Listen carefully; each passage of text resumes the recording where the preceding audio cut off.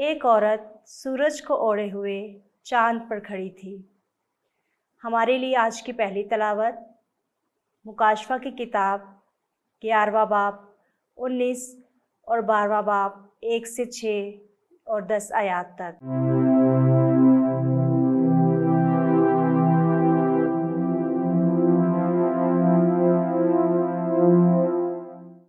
उस वक्त खुदा की हैकल आसमान में खुल गई और उसकी हैकल में उसके अहद का संदूक नज़र आया और बिजलियाँ और आवाज़ें और गरजें पैदा हुईं और ज़लज़ला आया और बड़े बड़े ओले पड़े।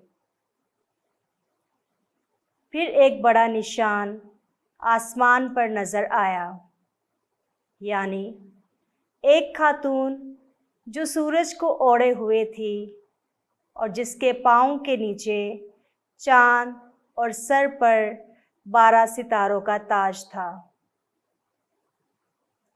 वो हामला थी और तकलीफ़ में होकर दर्द ज़ा के सबब से चिल्लाती थी।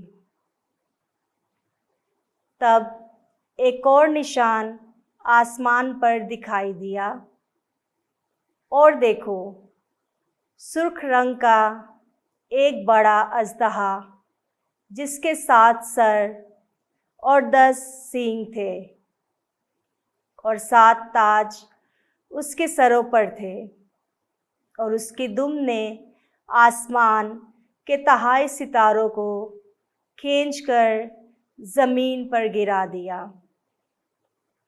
फिर अजदहा उस खातून के आगे जिसका बच्चा पैदा होने को था जा खड़ा हुआ, ताकि जब बच्चा पैदा हो उसे निगल जाए और उसके यहाँ नरीना फर्जंद हुआ, जो लोहे के असा से सब कौमों पर हुकूमत करेगा।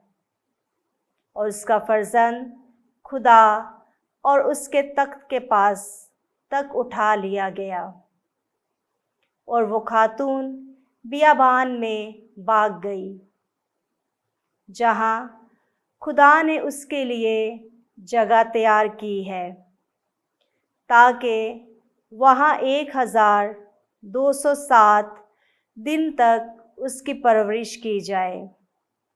तब मैंने एक बड़ी आवाज़ आसमान में ये कहते सुनी कि अब निजात और कुदरत और हमारे खुदा की बादशाही और उसके मसीह का इख्तियार ज़ाहिर हुआ।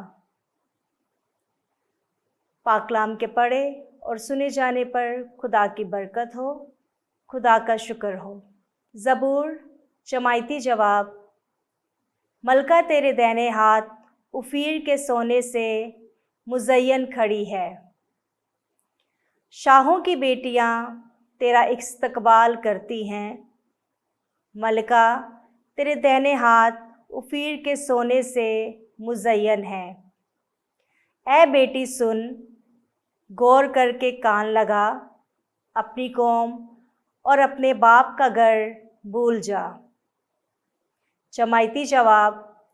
मलका तेरे दाहिने हाथ उफ़ीर के सोने से मुज़य्यन खड़ी है। बादशाह तेरे हुस्न का मुश्ताक होगा, वही तेरा खुदावंद है, तो उसकी मुतई हो।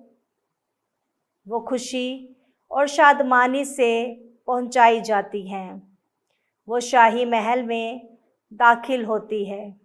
जमायती जवाब। मलका तेरे दाहिने हाथ उफ़ीर के सोने से मुज़य्यन खड़ी है। पहला फल मसीह और फिर वो जो उसके हैं। हमारे लिए आज की दूसरी तलावत मुक़द्दस पौलुस रसूल का पहला खत करंतियों के नाम 15वां बाब 20वीं से 26वीं आयात तक।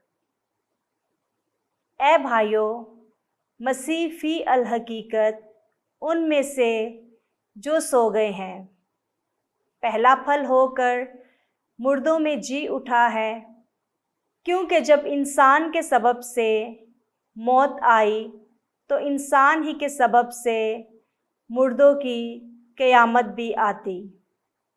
और जैसा आदम में सब मरते हैं, वैसा ही मसीह में सब जिंदा किए जाएंगे, लेकिन हर एक अपनी अपनी बारी में।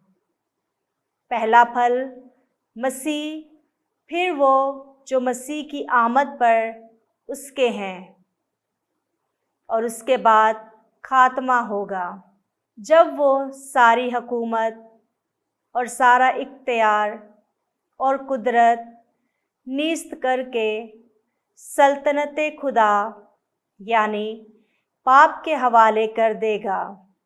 क्योंकि जब तक वो सब दुश्मनों को अपने पांव तले ना लाएं, ज़रूर है कि सल्तनत करें। सबसे पिछला दुश्मन जो नीस्त किया जाएगा वो मौत है। पाक कलाम के पढ़े और सुने जाने पर खुदा की बरकत हो, खुदा का शुक्र हो।